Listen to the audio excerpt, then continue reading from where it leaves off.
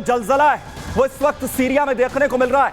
Syria पर चढ़ाई के लिए अपने लड़ाकों को उसने एक बड़ा मैसेज यहां पर दिया, जिसमें सीरिया के लिए दिन रात काम करने की वो बात कह रहा है।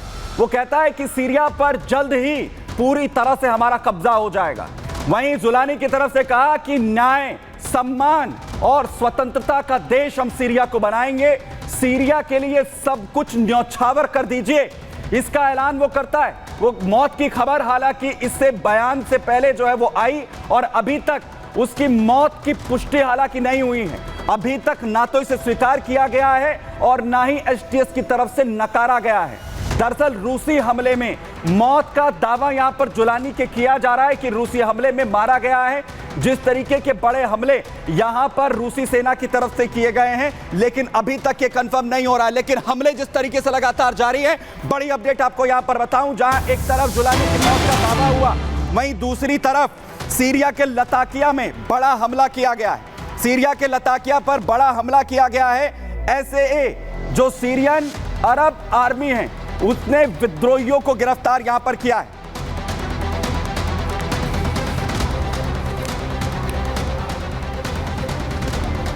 विद्रोही जो गुट हैं उनके लड़ाकों को गिरफ्तार यहां पर किया गया है, उन्हें पकड़ा गया है। तस्वीर देखिए, एसएए ने जो विद्रोहियों को पकड़ा है, ये वो विद्रोही हैं जो पकड़े गए हैं एसएए की कार्रवाई में। लताकिया में बड़ी कार्रवाई जिस तरीके से की गई।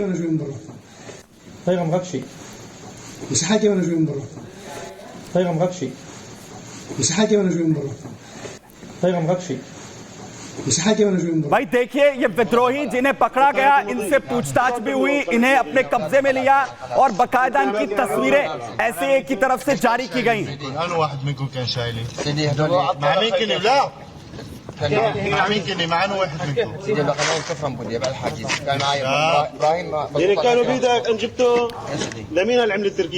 इनसे अब जो एसएए के जो सैनिक हैं वो बात कर रहे हैं, पूछताछ कर रहे हैं। भाई दूसरी तरफ देखिए, हमले नहीं थम रहे हैं। सरकारी इमारतों को भी विद्रोही निशाना बना रहे हैं। सरकारी इमारतों पर बड़े हमले लगातार जारी हैं, एक के बाद एक फायरिंग हो रही है। फुल फ्रेम जरा तस्वीरें दिखाइए। सरकारी इमारत है और सबसे बड़ी बात सरकारी चैनल जिसे निशाना बनाया गया है।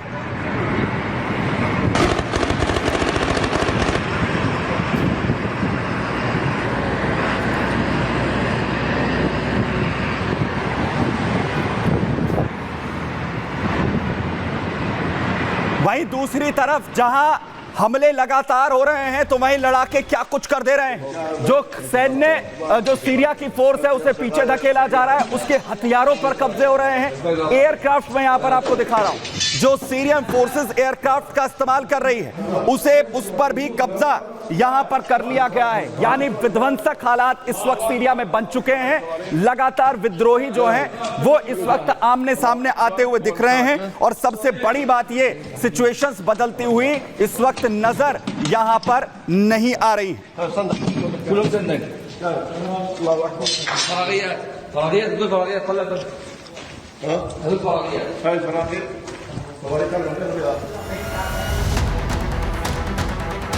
और कभी भी अब यह कहा जा रहा है कि अलेप्पो असद सरकार के हाथ से जाने वाला है, जैसे विद्रोही बड़े हमले यहां पर कर रहे हैं। क्या हालात हो रहे हैं जरा देखिए।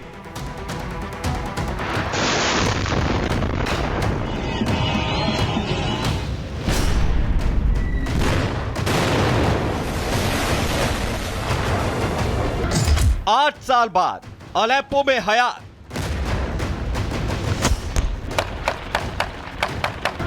तुर्की और ईरान, पुतिन का क्या प्लान? सुपर पावर का अखाड़ा, अरब में क्या होगा?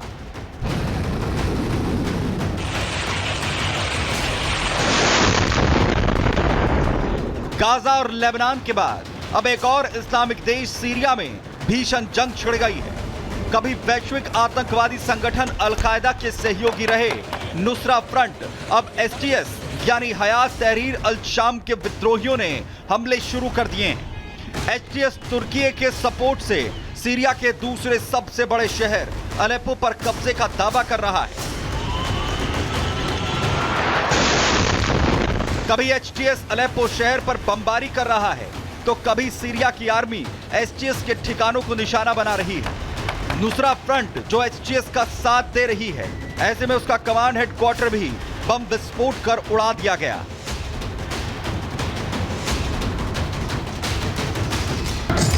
सीरिया का विद्रोही गुट एचटीएस बशर अल असद सरकार को उखाड़ फेंकना चाहता है। इसलिए वो अलेप्पो शहर के साथ साथ वहां की राजधानी दमिश्क में भी हमले कर रहा है। लेकिन सीरिया की सरकारी सेना भी पीछे हटने को तैयार नहीं। वहीं असद सरकार के सहयोगी रूस ने भी अब मोर्चा संभाल लिया है और एचटीएस विद्रोहियों पर जमकर बमबाजी शुरू कर दी है। रूस ने सीरिया का साथ दिया तो इसका उसे फायदा भी मिल रहा है। सीरिया ने एचटीएस यानी हयात तहरीर अल शाम के कब्जे वाले कुछ इलाकों को वापस ले लिया है, जिसमें हल्फया, वैकर्नस, मोरेक, अल फत्रा, अल तंजारा और अल अमीका शामिल है।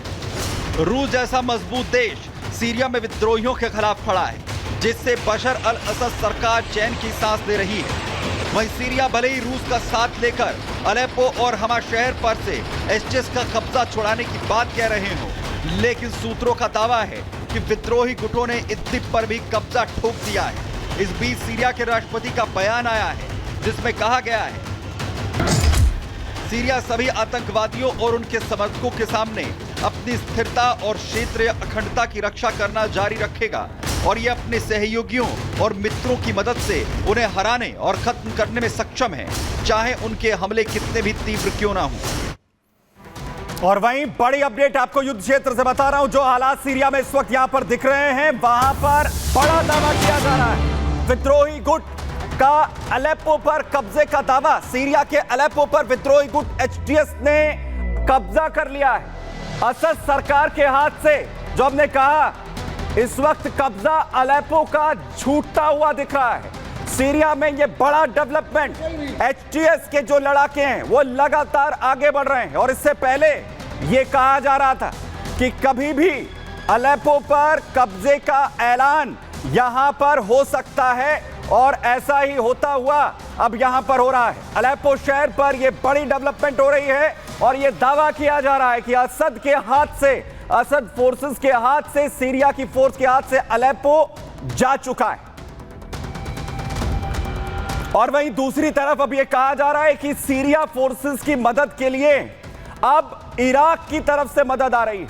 और आखिर कौन सा वो कमांडर है जिसे यह कहा जा रहा है कि अगर वो सीरिया में पहुंच रहा है तो उसके बाद विद्रोही गुटों की शामत यहां पर आने वाली है। बड़ी अपडेट आपको बता रहा हूं, क्योंकि इराक को लेकर इसमें डेवलपमेंट हो रही है। इराक की तरफ से बड़ा समर्थन यहां पर, और साथ ही इराक की तरफ से अपनी स्पेशल फोर्स को रवाना किया गया है सीरिया वायुसेना के बेस पर, जहां एक तरफ विद्रोही गुट की तरफ से बड़ा हमला यहां पर किया गया है। बड़ी जानकारी, बड़ी अपडेट इस वक्त। बड़ी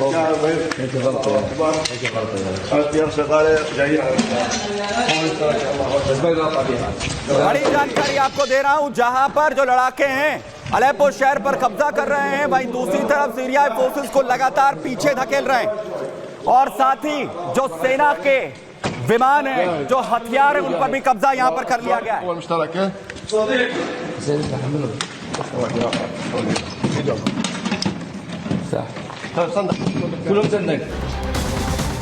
और वहीं इराक को लेकर बड़ा डेवलपमेंट ये कि इराक की तरफ से अपनी स्पेशल फोर्स को रवाना यहां पर किया गया है, जो सीरिया में पूरी मदद यहां पर करती नजर आएगी। और इसमें कमांडर को भी भेजा गया है। सीरिया की इमाम अली ब्रिगेड जो रवाना की गई है, सीरिया पहुंची है इमाम अली ब्रिगेड यहां पर। आपको बता दें, इराक की ओर से मदद करने के लिए इराक की स्पेशल फोर्स है, जो अब पूरी तरह से सीरिया फोर्सेस के साथ खड़ी हुई नजर आएगी। और इसमें सबसे बड़ी बात यह, जिसमें इजराइल को भी रवाना किया गया है। इजराइल सीरिया फोर्स का वो कमांडर है जो रवाना यहां पर हुआ है, अबू इजराइल, और जिसमें यह कहा जाता है कि सबसे खतरनाक कमांडर्स में से एक है।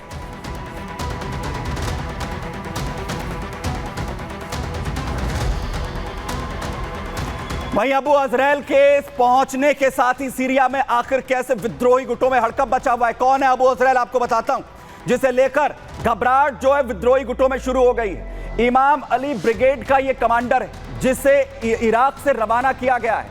इराक और सीरिया में आईएस आतंकियों का काल इसे माना जाता है। वहीं कुल्हाड़ी वाले कातिल के नाम से भी यह बेहद फेमस है, मशहूर है।